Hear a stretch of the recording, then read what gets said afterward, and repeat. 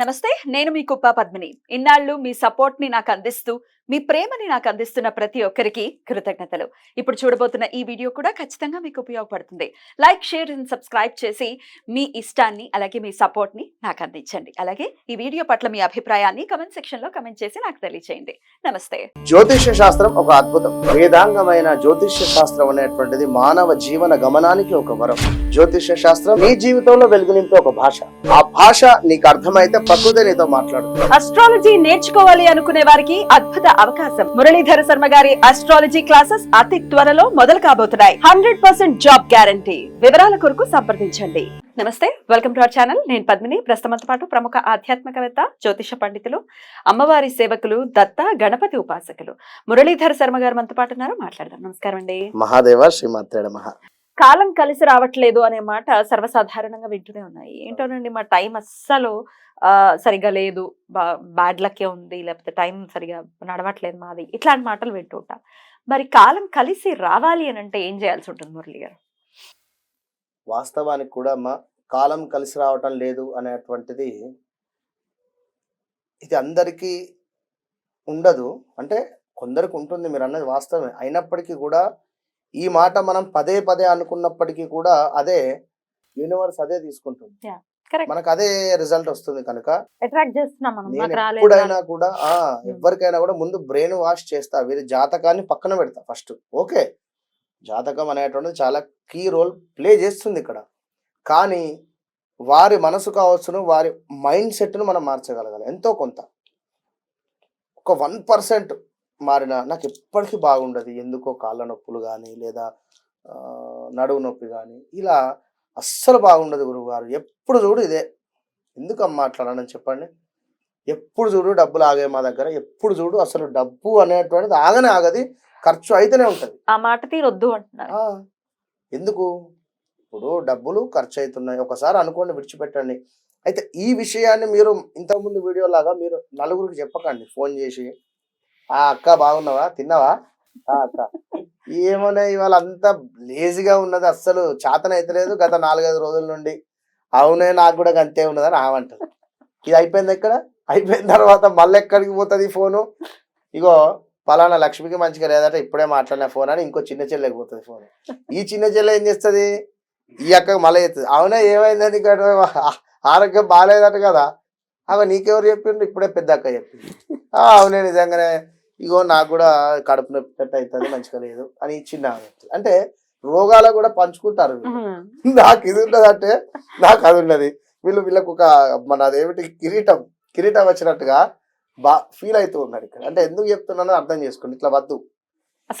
Share అయ్యేటువంటి విషయం ఏమవుతుంది అంటే ఎక్కువ స్ప్రెడ్ అవుతుంది. అది ఫలానా వ్యక్తికి. ఇప్పుడు పవన్ కళ్యాణ్ వాస్తవానికి తన జాతకంతో పాటుగా యూనివర్సే తనని డిప్యూటీ సీఎం చేసింది. ఇక్కడ సీఎం సీఎం సీఎం సీఎం ప్రతిసారి సీఎం. తను మొన్న అన్నాడు CM CM CM CM CM అని అరిచి అరిచి అరిచి అరిచి యూనివర్స్ అది కనెక్ట్ అయిపోయింది. కరెక్ట్. సీఎం అయి కూర్చున్నారు ఆయన. కనీసం కాకుండా డిప్యూటీ సీఎం. తను వాస్తవానికి ఆశించలేని తను ఎక్స్పెక్టేషన్ చేయలే. అసలు 21 సీట్లు వస్తాయని కానీ, డిప్యూటీ సీఎం అని కానీ ఆ రోజు ముందు రోజు వరకు కూడా ఎవరు అనుకోలేదు. కరెక్ట్. కనుక బాగుంది బాగుంది బాగుంది బాగుంది బాగుంటుంది అంతే అనుకోవాలి. అవును, ఒకవేళ అట్లా వచ్చింది అనుకో, చెప్పారు అనుకోండి, మార్నింగ్ బాగాలేదు, ఇప్పుడు ఓకే సూపర్, ఐఎమ్ ఆల్వేస్. నాకు ఎవరు ఫోన్ చేసినా కూడా ఏం సంగతి, ఎట్లున్నారు అంటే ఆల్వేస్ సూపర్, చాలా బాగున్నారు, పిల్లలు 100% సూపర్ సూపర్ అంతే. ఇక వేరేది లేదు విషయం. వారికి జ్వరం రానివ్వండి, మరొకటి రానివ్వండి, బాగాలేదు, కొంచెం చిన్న పాప కొంచెం బాగా, అయ్యో అవునా ఎందుకు మరి ఏమైంది? ఇక మురళి గారిని ఇట్లా జనరల్గా చెప్తున్నా, మన మురళి చిన్న కూతురికి బాగాలేదట అని మా మామ లేదా ఇంకొకళ్ళు ఫ్రెండ్ స్ప్రెడ్ అవుతుంది కదా. ఇది ఎప్పుడైనా అట్లా చేయకండి. నేను చెప్పేది విషయం ఏదైనా మనసులో పెట్టుకోండి దయచేసి. మీరు యాజ్ ఒక వెలివిషర్గా చెప్తున్నాను, ఈ విషయాన్ని మీరు మనసులో మాత్రమే పెట్టుకోండి. ఎవరికి కూడా ఏది షేర్ చేయకండి.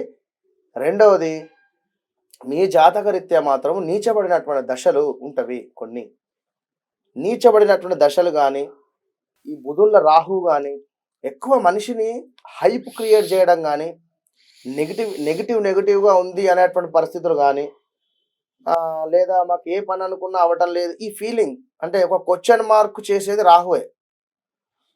ఒక ఉన్మాదిలాగా ప్రవర్తించడానికి కూడా రాహువే కారణం.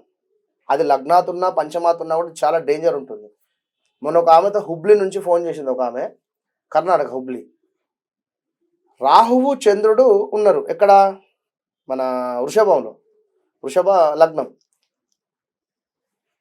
మామూలుగా ఉండదమ్మా మీ పరిస్థితి, ఒక సైకో బిహేవియర్ ఉంటుంది మీకు అని చెప్పి గ్రహణం కదా అనగానే, గురువు గారు అసలు నేను ఇంత దూరాలు ఉన్నా కానీ మీరు దగ్గర ఉంటే అసలు మీ పాదాలను పట్టుకుని ఏడుస్తాను. ఎందుకమ్మా అన్న, గత 2-3 నెలల నుండి అసలు నేను ఎందుకు ఇట్లా ప్రవర్తిస్తున్నానో నాకే అర్థం కాకుండా నేను ప్రవర్తిస్తానా అంట. అప్పుడే ఎంటర్ అయింది రాహుల చంద్రుడు. ఈ 5-6 నెలల నుండి ఎట్లుందమ్మా, అస్సలు బాగాలేదు పరిస్థితి, ఏదనుకుంటే అది రివర్స్. కానీ అసలు అనుమానించుడు అయితే మామూలు అనుమానించాడు, ఎక్స్పెక్టేషన్. ఆమెనే అనుమానిస్తుంది, ఎక్స్పెక్టేషన్స్. ఎవరితో ఫోన్ మాట్లాడుతుండు, ఎవరైనా ఉన్నారా, అట్లా అంటాడు కాదు.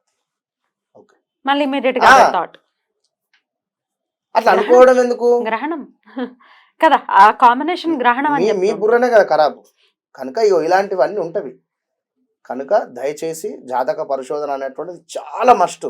సరే, ఏది ఏమైనప్పటికీ కూడా కాలము కలిసి రావటం లేదు అనేటువంటి విషయంలో చూసుకున్నట్టయితే ముఖ్యంగా శివుడు అంతే, తనకు సంబంధించిందే చేసుకోవాలి. ఇంటి యజమాని ఖచ్చితంగా కూడా బ్రాహ్మీ ముహూర్తంలో, మనకు రహస్య పరిహార శాస్త్రంలో మనకు చెప్పబడింది ఏమిటి అంటే, ఇంటి యజమాని బ్రాహ్మీ ముహూర్తంలో లేచి ఖచ్చితంగా కూడా శివలింగానికి అభిషేకం చేసి ఆ ఇంట్లో ఉన్న వారందరూ కూడా ఆ యొక్క అభిషేకం చేసినటువంటి తీర్థాన్ని స్వీకరించారు. విన్నరా? ఒకటి. రెండవది, శనివారం రోజు ఆంజనేయ స్వామి ఆలయంలో తమలపాకులతో ఆంజనేయ స్వామికి చక్కగా కూడా పూజ చేయించి సింధూరార్చన కూడా చేయించుకోవాలి. మూడవది, శుక్రవారం లక్ష్మీ గణపతిని పూజించి ఎరుపు రంగు పుష్పాలను స్వామివారికి సమర్పించాలి. చక్కగా కూడా కుడుములు ఏవైతే ఉంటాయో లేదా ఉండ్రాళ్ళు అంటారు కదా, వాటిని నివేదన చేయాలి. విన్నారా? అభివృద్ధి అద్భుతంగా కనబడుతుంది.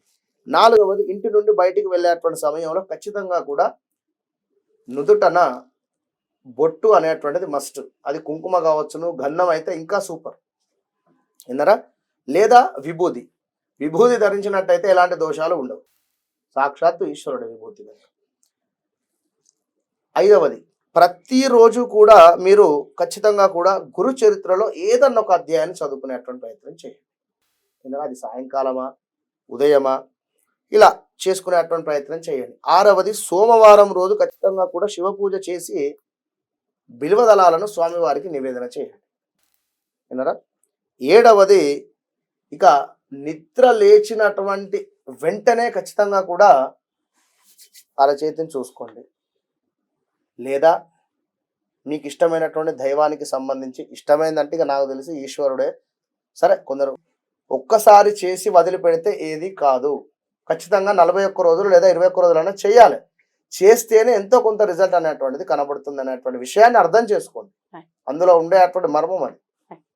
చాలా అద్భుతంగా వివరించారు మురళి గారు. Thank you so very much. Mahadeva.